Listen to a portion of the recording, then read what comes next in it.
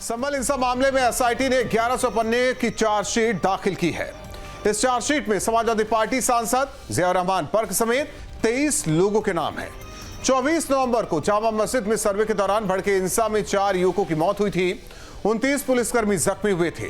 SP सांसद बर्क पर हिंसा से पहले लोगों को भड़काने का आरोप है। सवाल यह कि क्या बर्क ने सोची समझी साजिश के तहत संभल को सुलगाने की कोशिश की थी। दो टूक में करेंगे चर्चा, पहले सुनते हैं बयान। देखिए, सपा सांसद जियाउर रहमान बर्क की भूमिका पहले दिन से ही संदिग्ध दिखाई पड़ रही थी और पुलिस ने डिजिटल एविडेंस के आधार पर, उनकी फोन लोकेशंस के आधार पर और तमाम प्रकार के गवाहों और साक्ष्यों के आधार पर एक चार्जशीट बनाई है, जिस चार्जशीट में उनकी भूमिका स्पष्ट तौर पर दिखाई दे रही है कि संभल की हिंसा कैसे सुनियोजित षड्यंत्र था, कैसे पूरे संभल को जलाने की साजिश थी, कैसे अदालत के आदेश की अवमानना करने का एक प्रयास था। ये सारी कड़ियां इस चार्जशीट में जुड़ती हुई दिखाई पड़ रही हैं और समाजवादी पार्टी कैसे इसके पीछे खड़ी हुई थी, ये भूमिका भी इस चार्जशीट से साफ दिखाई पड़ रही है। विपक्ष की पार्टी के जो नेता हैं, विपक्षी पार्टी के जो विधायक हैं, सांसद हैं, उनके खिलाफ तरह तरह के उल्टे सीधे साक्ष्य बना के, फर्जी केस लिख के टारगेट की तरह उनको आरोपित किया जा रहा है, बदनाम किया जा रहा है और कई लोगों को सजा करा के कोशिश की जाती है कि उनकी सदस्यता चली जाए। ऐसे कई जिलों में प्रोजेक्ट हुए हैं। कई मजबूत जनाधार वाले सम्मानित नेताओं को टारगेट करके अपमानित किया गया। उसी क्रम में इस बार संभल उनका प्रोजेक्ट बना है। संभल को एक प्रयोगशाला के रूप में प्रयोग करके राजनीतिक षड्यंत्र किया जा रहा है। उसी का हिस्सा जियाउर रहमान बने हैं। और ऐसे में बड़े सवाल, संभल की आग किसने सुलगाई? रिपोर्ट से हकीकत सामने आई। अब क्या बोलेंगे अखिलेश? रिपोर्ट से मचा सियासी क्लेश। वोट बैंक के लिए दंगा कराएंगे, ऐसे चुनाव जीत पाएंगे। चार्जशीट में बर्क का नाम, एसपी सांसद का यही है काम। इन्हीं सवालों के साथ मेहमानों से करेंगे चर्चा। आनंद दुबे जी, प्रवक्ता बीजेपी, कपिश श्रीवास्तव जी, प्रवक्ता समाजवादी पार्टी, इकबाल अहमद जी, प्रवक्ता कांग्रेस। आप तीनों मेहमानों का दो टूक में स्वागत है। कपिश श्रीवास्तव जी, देखिए, कहा जा रहा है कि इस 1100 पन्नों की चार्जशीट, देखिए आप तो वकील भी हैं और समाजवादी पार्टी के प्रवक्ता भी हैं, अच्छे से आप बता सकते हैं। एसआईटी की जांच में कई चीजें सामने आई। चार्जशीट में सांसद साहब का नाम है आपके, तो अब बर्क पर क्या तर्क है? देखिए, सबसे पहली चीज तो ये कि बर्क पे तर्क की जरूरत ही नहीं है। 1100 पेज की चार्जशीट ही इस बात को बता रही है कि ये केवल एक पोलिंदा खड़ा किया गया है, जो कि न्यायिक स्तर पर जब विचारण में आएगा, साक्ष्यों का जब परिशीलन होगा, तो 1100 पेज की चार्जशीट का परिशीलन कैसे कराएंगे और कहां से कराएंगे, कौन सी चीज, कैसे, कितने लोगों को कर दिया इन्होंने? ये तो भानुमति का तुम्बा जोड़ दिया। बहुत स्पष्ट सी बातें हैं कि चार्जशीट 1 से 2 पन्ने 3 पन्ने की होती है। ये 1150 पेजेस की जो ये चार्जशीट है, ये क्या है? तो या तो आप कहिए कि वो केस डायरी है, चार्जशीट साहब 1 ही 2 पन्ने की, तो आप टेक्निकल अपने आप को सही कर लें। और अगर केस डायरी 1100 पन्ने की है तो आपको ये स्पष्ट पता नहीं चल रहा है कि कितना कंट्राडिक्शंस के बयान आएंगे, और ये जानबूझ करके एक लंबा पुलिंदा किया गया है कि इसको सालों सालों रगड़ा जाए, ट्रायल होता रहे और अंत उसका ना हो। ये बहुत स्पष्ट सी बात है। और दूसरी बात, अभी सबके ही विधिक अधिकार ओपन हैं। चार्जशीट को क्वेश करने के लिए जा सकते हैं, प्रोसीडिंग स्टे के लिए जा सकते हैं। ये तो कानूनी राइट है सबका। और चार्जशीट आ जाने का मतलब ये तो है नहीं कि आप जो है दोषसिद्ध हो गए साहब। आप अभी भी आरोपी हो, आप मुलजिम नहीं हो। आवाज कट गई है। आ रही है आपकी आवाज? ठीक है, मैं कनेक्ट करवाता हूं दोबारा आपको कपिश जी। इकबाल अहमद साहब, देखिए, ये कहा जा रहा था कि वहां सर्वे से किसी को कोई दिक्कत नहीं थी। जो बातें सामने आई है, जो चार्जशीट में इसका जिक्र भी करने की बात कही जा रही है, केवल और केवल कुछ लोग उसमें समाजवादी पार्टी के सांसद साहब भी हैं, जिनके साथ मिलकर आप लोगों ने चुनाव भी लड़ा, वो जीते भी और संसद तक पहुंचे, उनका नाम आया। और उससे पहले सदर जफर से उनकी मतलब बातचीत फोन पर होती रही, कई चीजें हालांकि बाद में निकलकर सामने आएगी। सवाल इस बात को लेकर है कि ये अचानक नहीं हुआ, ये सोची समझी प्लानिंग का हिस्सा, जिसके बाद कांग्रेस की तरफ से सियासत भी हुई है। ऐसा नहीं, राहुल गांधी भी संभल जाने के लिए काफी कोशिश करते रहे, वहां आपका डेलीगेशन भी पहुंचा, उन्होंने बातचीत कराई। जो पीड़ित, जो मारे गए, क्या अब उन पीड़ितों से बातचीत करेंगे राहुल प्रियंका और कहेंगे कि देखिए भाई साहब, इसमें तो किसी की कोई गलती नहीं, लेकिन हाँ ये सुनियोजित साजिश थी, हमें खेद है।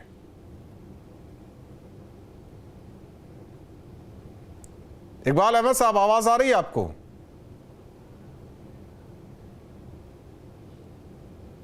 मैं अपनी बात पूरी कर दूं। आ रहे हैं, रुक जाइए कपिश जी।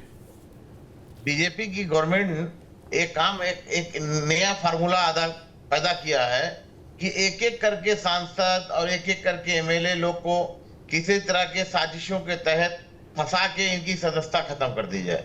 तो ये जनता तो सब देख रही है कि किस तरीके से साजिश की जा रही है।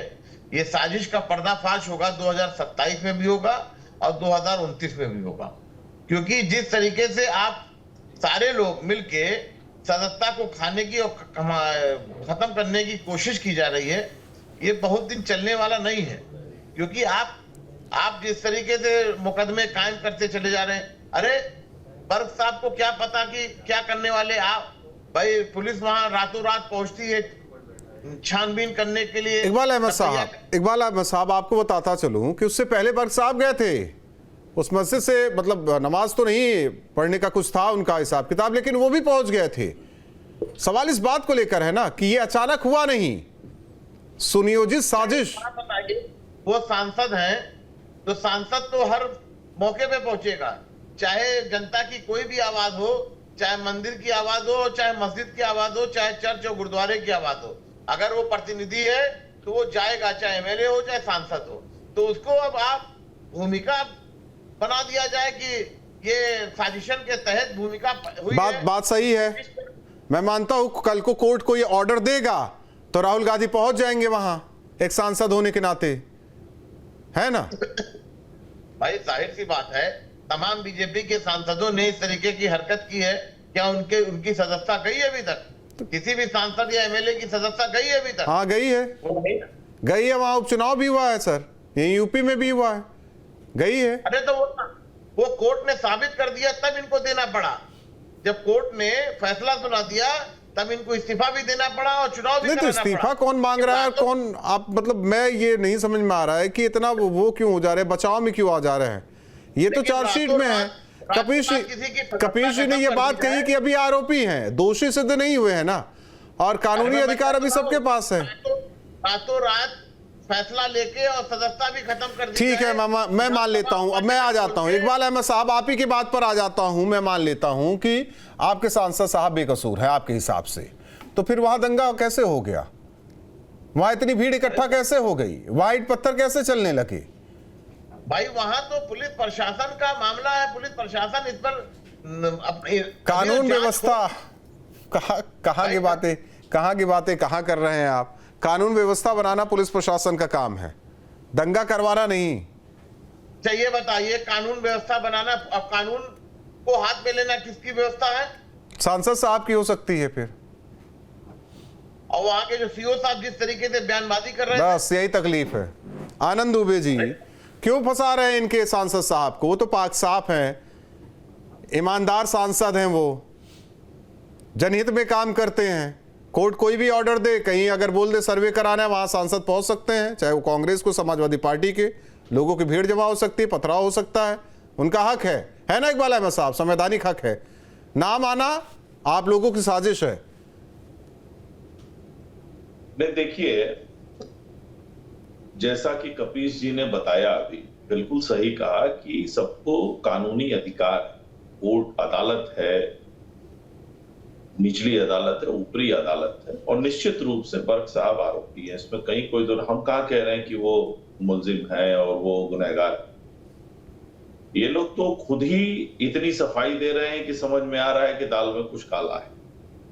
लेकिन कहने का अर्थ इतना है कि पुलिस ने तमाम लोगों से पूछताछ के बाद वहां जामा मस्जिद के सदर हैं, उनका भी नाम है, 21 अन्य लोगों का नाम है। इसके पहले जो चार्जशीट थी उसमें भी 79 लोगों के नाम है, उसमें साठा का नाम है, तमाम लोग। और पूरी छानबीन के बाद, पूछताछ के बाद, सारे साक्ष्य के बाद पुलिस ने ये एसआईटी ने चार्जशीट दाखिल बनाई।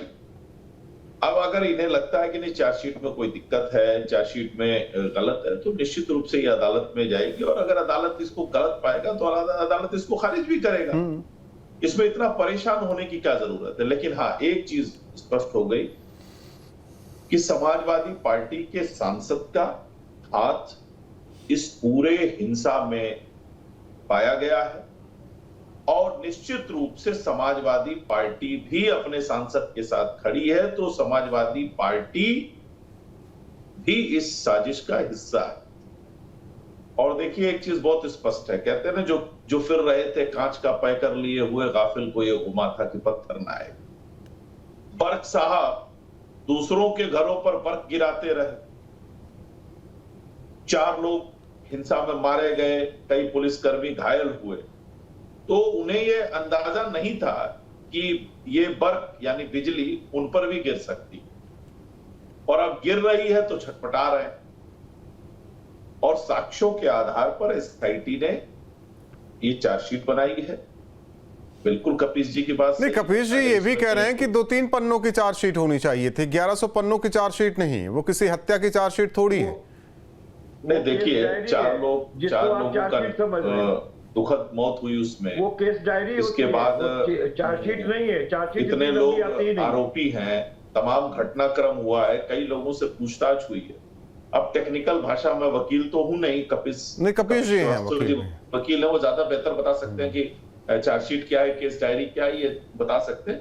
मैं तो इतना जानता हूं कि इतना बड़ा मामला है और चूंकि कारनामे इतने बड़े हैं समाजवादी पार्टी के और उनके सांसद के, कि कहिए कि तो 1100 पन्ना ही हो सकता है, 11,000 पन्ने भर जाए इनके गुनाहों से, तो इसमें घबराने की जरूरत नहीं है। अदालत में मामला जाएगा, आप अपना पक्ष रखिए, एसआईटी अपना पक्ष रखेगी। नहीं तो फिर ये आरोप लगाया जा रहा है ना, आप लोगों पर आरोप ये है कि बर्क साहब को आप लोग फंसा रहे हैं। नहीं देखिए, आरोप लगा देने से मामला तो बनता नहीं है, झूठ बोल देने से। हम वो लोग थोड़े ना है जो मुजफ्फरनगर में दंगा करा दे और दंगा कराने के बाद जब मुआवजा बांटने की बात हो तो पूरे एक जमात के लोगों के ही नाम हो उसमें और किसी का हो ही नहीं, फिर सुप्रीम कोर्ट को उसमें फटकार लगानी पड़े, फिर आपको अपनी सूची बदलनी पड़े।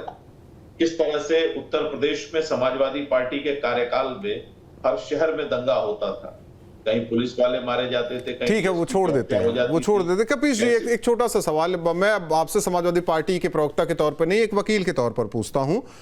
जब पुलिस छानबीन करती है या कोई एसआईटी जैसे छानबीन कर रही है तो उसमें कुछ एसआईटी की टीम ने पाया होगा ना, तभी तो आरोपी बनाए गए आपके सांसद साहब। देखिए हम लोग तो रोज इस चीजों से रूबरू होते हैं और विवेचना का जो इनका तरीका है वो भी पुलिस वाले जानते हैं कि उनको किस तरीके से कहां से विवेचना करते हैं। स्टूल और मेज पे बैठ करके आराम से विवेचनाएं हो जाती हैं और इसीलिए आप जो देख रहे हैं ये 1100 पेज की चार्जशीट नहीं है, ये केस डायरी है, पहले सुधार लो।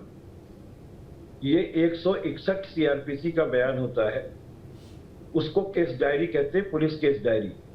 चार्जशीट उन्हीं केस डायरियों पे आए हुए जो बयानात होते हैं उनके आधार पर अभियुक्त बनाए जाते हैं, गवाह बनाए जाते हैं, उस पर लिखा जाता है कि इन पर ये चीजें जो है प्रथम रूप या दृष्टि से आरोप से पाया गया है, इसलिए इनको आरोपी बनाया गया है और वो ट्रायल के लिए जाता है। तो मुझे तो खैर कोई बात नहीं है, आप लोग नहीं, मेरा सवाल रह गया था, लेकिन आप उसे कहे कि केस की उस पर टेबल और कुर्सी पर बैठकर ये सब केस डायरी और चार्जशीट बना दी जाती है। हाँ तो मैं तो आपको कह रहा हूँ कि अगर विवेचना कैसे होती है ये तो हम लोगों ने देखा, वरना अगर पुलिस अपने आप पे उतर जाए तो 100% केस में कन्विक्शंस हो जाएंगी, लेकिन होता नहीं है। 0.2%, 0.3% ऐसे कन्विक्शन रेट है। अब आपको एक बात सुन लें, ये जो लोग दंगाई लोग हैं जो अभी सत्ता में बैठे हुए, ये तो साबित है, माया कोडनानी को तो दोषित हो गई और जकारिया का केस प्रधानमंत्री जी पर आज भी है सुप्रीम कोर्ट के अंदर। जब भाई कातिल भी आप ही हो, मुनसब भी आप ही हो, तो दिक्कत किस बात की है? संभल के मामले पे भी मैं कह रहा हूं, योगी सरकार की पार्शियलिटी, पुलिस प्रशासन का रवैया और जिस तरीके से वहां पर स्वयं दंगा भारतीय जनता पार्टी ने करवाया है, वो कौन नहीं जान रहा है? और आप 1100 पेज की नहीं, आप 11,000 पेज की एक केस डायरी लिख लीजिए। नहीं, मैं मान लेता हूं कि आपको चलिए एसआईटी पर भरोसा नहीं, पुलिस पर भरोसा नहीं, सरकार पर भरोसा नहीं, तो न्यायालय पर तो भरोसा करेंगे ना? तो न्यायालय तो छोड़ देगी ना मेरे भाई, क्यों घबरा गए हो आप? इसीलिए तो कह रहा हूं, हम तो अपने अनुभव के साथ कह रहे हैं। 24 साल की मेरी क्रिमिनल साइड की ही प्रैक्टिस है, और मैं आपको कह रहा हूं कि 1100 पन्ने की जो आप केस डायरी बता रहे हैं, जिसमें ना जाने कितनी गवाहियां गुजरी होंगी। अभी आप देखना, आधार से मिलान नहीं होगा लोगों का, आएंगे नहीं लोग, फर्जी वो पाए जाएंगे, और ये कम से कम 15 से 20 साल ट्रायल चलवाएंगे ये, और उसके बाद छूट जाएंगे।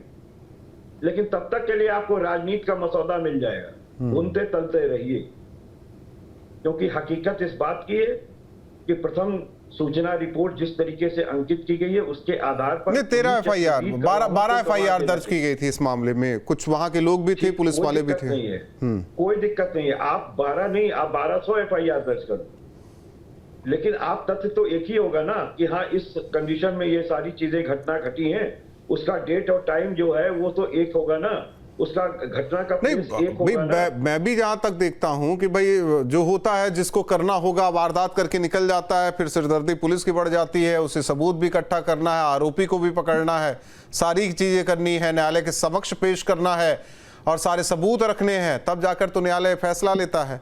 ऐसे ही आए वैसा है, हवा में पुलिस वाले करने लगे तब तो हो जाए, फटकार अलग से कोर्ट से लगे। ये देखिए 2014 से सतयुग चल रहा है और आप उसको कलयुग से जोड़ रहे हैं। यहाँ तो राम राज्य चल रहा है ना, यहाँ अपराधी खुद हाथ खड़ा करके खड़ा हो जाता है सरेंडर करने के लिए। बात ठीक है, मैं मान लेता हूँ, कैमरे लगे रहते हैं, मैं मान लेता हूँ सतयुग चल रहा है, त्रेता चल रहा है, द्वापर चल रहा है, यहीं कंस भी हैं, यहीं रावण भी हैं, सब यही है। नहीं, आपके सामने तो मैं कहाँ कुछ कह रहा हूँ। इकबाल अहमद साहब, हमें तो लगा कि भाई ठीक है, जिसको जो करना है कीजिए, फैसला कोर्ट करेगा, फैसला तो न्यायालय से होगा, ना हम करेंगे, ना आप करेंगे, ना बीजेपी के प्रवक्ता करेंगे, तो ये तो फैसला कोर्ट करेगा भाई, कौन आरोपी सिद्ध हुआ, आरोपी जो बनाया गया है, दोष किस पर सिद्ध हुआ किस पर नहीं। लेकिन अभी से माहौल बनाने की क्यों कोशिश हो रही है? अभी कुछ देर बाद ये ना बता दिया जाए कि वो मुस्लिम है इस वजह से हो गया।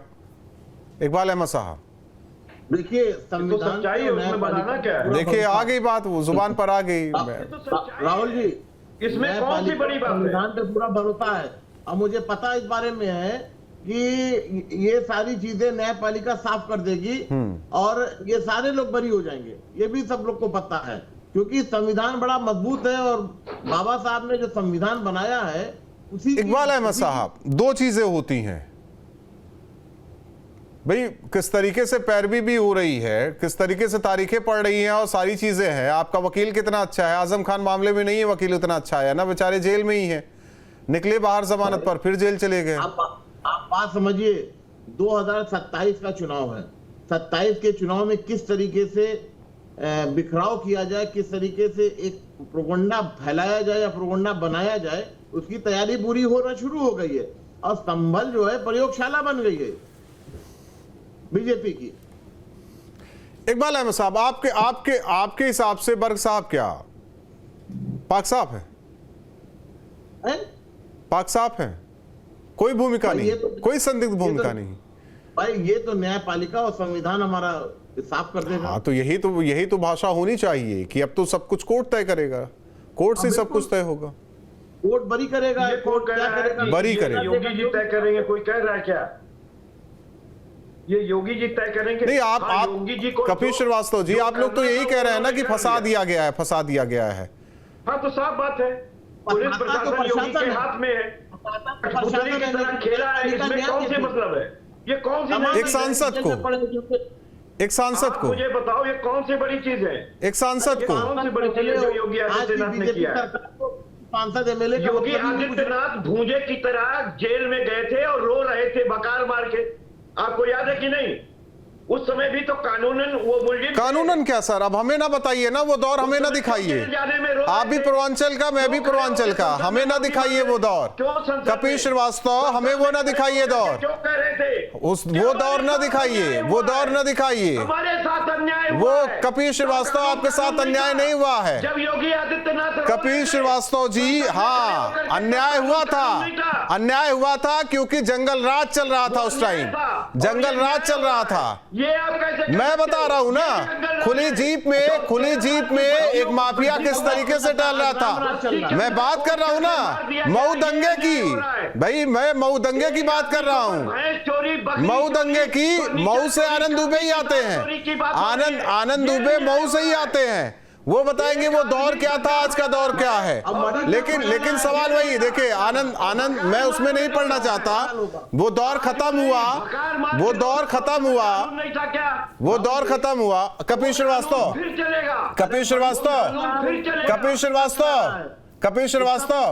एक चीज, इकबाल अहमद साहब, कपिल श्रीवास्तव जिस दिन ना शपथ ले रहे थे, मुलायम सिंह यादव अपने लड़के को पकड़ के ले गए थे स्टेज पर मिलवाने के लिए। किस लिए ले गए थे, किस लिए ले गए थे साहब? वो एक राजनीति, अरे छोड़िए, रहने दीजिए। हम लोगों से कुछ छिपा नहीं है, ऐसे आदमी को मंच पे कुछ छिपा नहीं है। कपिल श्रीवास्तव कुछ छिपा नहीं है, छोड़ देते हैं, रहने दीजिए, मत कुरेदिए, नहीं तो बहुत सारी चीजें निकल कर सामने आएगी। आनंद दुबे सतयुग चल रहा है, सतयुग चल रहा है। संयम बरत के बात करें, संयम बरत योगी आदित्यनाथ ने कपिल श्रीवास्तव जी हो जाते हैं, टेम्परामेंट उनका हाई हो जाता है, टेम्परामेंट हाई हो जाता है, टेम्परामेंट हाई हो जाता है, टेम्परामेंट हाई हो जाता है। कितना भी चिल्ला लीजिएगा, अखिलेश जी देने वाले नहीं है आपको। गोरखपुर के इतना परेशान ना होइए, शांति से बात करिए। उन्होंने न्याय पे भरोसा नहीं था क्या, न्यायालय पे भरोसा नहीं था क्या योगी आदित्यनाथ को? आप मुझे बताओ। राहुल, हाँ। या तो इन्हीं बुलवा लीजिए या मुझे बोलने को। नहीं, आदत है ना उनकी, आदत है। आदित्यनाथ ने अपने पर पैसा लेकर झूठा केस करते हैं, आदत है।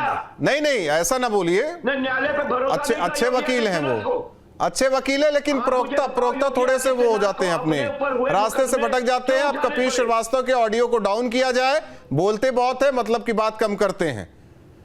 आनंद दुबे क्यों फंसा दिया बार बार, ये बेचारे मुसलमान, वो भी ऊपर से सांसद, हक नहीं है उनका क्या? उनका बयान भी हम सुन रहे थे, वो कह रहे थे हम देश के मालिक हैं, नौकर गुलाम थोड़ी हैं।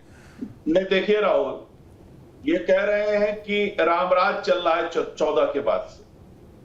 अरे 14 के पहले उत्तर प्रदेश में क्या हो रहा था, 17 तक उत्तर प्रदेश में क्या हुआ, किसी से छिपा है क्या? और दंगाइयों के साथ कौन खड़ा होता है? डीएसपी जियाउल हक की हत्या में जो आरोपी बना गुलशन यादव, उसको टिकट समाजवादी पार्टी ने दिया। जो मुख्तार अंसारी मऊ में खुलेआम राइफल और तलवार लेकर टहल रहा था, उसको उपकृत करने का काम समाजवादी पार्टी ने किया। जो ताला लगा देता था थाने में, जो अतीक अहमद इतना बड़ा माफिया था कि जज लोग सुनवाई नहीं करना चाहते थे, वो इनकी पार्टी उनको उपकृत करती थी। नहीं, इसीलिए कह रहे क्या न्यायालय पर भरोसा नहीं था। और सुनिए, योगी जी ने इनको सिखाया है कि तमीज में रहा कैसे जाता है। और आपने जिस समय की आप घटना कर रहे हैं, आपने जो कार्य किया था वो बहुत ही निंदनीय था, और आप तुलना कर रहे हैं किसी की, शर्म आनी चाहिए आप लोगों को। और कपिल जी जिस तरह की भाषा का इस्तेमाल करते हैं, मैं उनको फिर से कहता हूं कि बात करते समय संयम बरतिए, संयम बरतिए, इस तरह से मत बोला करिए। अब कपिल जी बेचारे क्या करें, उनके सांसद साहब लोग का नाम आ गया उसमें, केसदारी कहते हैं उसको, कपिल जी के मुताबिक कानून की भाषा में केसदारी कहते हैं। अरे पूरी समाजवादी पार्टी केस डायरी है भाई, पूरी समाजवादी पार्टी केस डायरी है। या तो गुंडे, माफिया, अपराधी यही लोग पलते हैं, और ऐसे लोगों का केस जो है कपिल श्रीवास्तव लड़ते हैं। ऐसे लोगों के साथ कपिल श्रीवास्तव खड़े होते हैं। चले गए क्या कपिल जी? कपिल जी लगता है चले गए। इकबाल अहमद साहब, राहुल गांधी प्रियंका गांधी बात करेंगे क्या बर्क साहब से?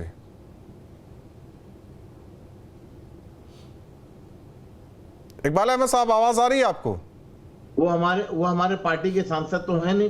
तो संभल तो जा ही रहे थे ना, संभल जाने से रोका गया, आपका डेलीगेशन पहुंच गया, वहां से फोन लगाया गया, राहुल गांधी प्रियंका गांधी ने वहां के लोगों से बातचीत की। मुसीबत हर परेशानी के दौर में हर जगह पहुंचना चाहते हैं, सीने से लगाना चाहते हैं, तो इसका मतलब थोड़ी ना है कि आप किसी को किसी से जोड़ दीजिए। राहुल जी ने तो मणिपुर भी गए थे, मोदी जी गए थे क्या प्रधानमंत्री? मणिपुर जल रहा है, नहीं गए थे। तो आपने सवाल किया कि प्रधानमंत्री आज तक क्यों नहीं गए वहां पर सीने से लगाने के लिए?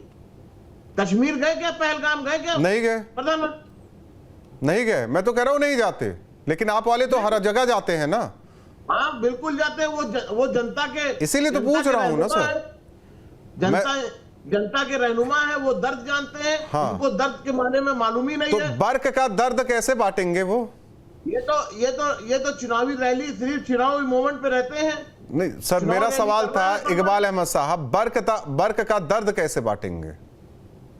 बर्क का दर्द तो संविधान और न्यायपालिका खुद ही बांट देगी और सच्चाई सामने आ जाएगी, उसमें किसी की जरूरत नहीं पड़ेगी। राहुल गांधी की भी नहीं? नहीं, राहुल जी क्या न्यायपालिका? राहुल जी तो नहीं ना है। राहुल जी अगर न्याय नहीं मिलेगा तो उसकी लड़ाई लड़ेंगे सड़क पे। राहुल जी तो अगर बीजेपी का भी सांसद और एमएलए होगा ना, तो उसको भी न्याय नहीं मिलेगा तो वो सड़क पे आ जाएंगे। तो मुजफ्फरनगर मामले में आप लोगों की तो सरकार थी, कितनी लड़ाई लड़ी थी? बिल्कुल लड़ाई लड़ते हैं। कहां गए थे सर? भाई ये बताइए कि राहुल जी जब एक जो महिला के साथ मुजफ्फरनगर में जब दंगा हुआ था उस वक्त की बात कर रहे हैं। मुजफ्फरनगर में दंगा हुआ तो क्या राहुल जी ने उस पर बात नहीं की थी? उसमें सवाल नहीं उठाया था? कहां गए थे? कहां गए थे राहुल जी? मैं कह रहा हूं कि सवाल उठाया था या नहीं उठाया था? उन्होंने पूछा था, नहीं कहां उठाया था? बिल्कुल उठाया था। आपको याद ही नहीं? नहीं इकबाल अहमद साहब, जरा हमें लग रहा है आप कंफ्यूज हैं। नहीं, मैं नहीं कंफ्यूज हूं। देख लीजिएगा एक बार। मैं बीजेपी के प्रवक्ता से जब पूछता हूं कि प्रधानमंत्री जी क्यों नहीं मणिपुर गए, मैं तो कह रहा हूं नहीं गए, वो तो कश्मीर भी नहीं गए, लेकिन आप वाले जहां जाते हैं हम तो यही कहेंगे ना, उन्हें हर जगह पहुंचना चाहिए। क्यों नहीं जा रहे? देश के प्रधानमंत्री हैं या नहीं है? देश ने उनको चुना है कि नहीं चुना है? हाँ, मैं तो कहता हूं चुना है।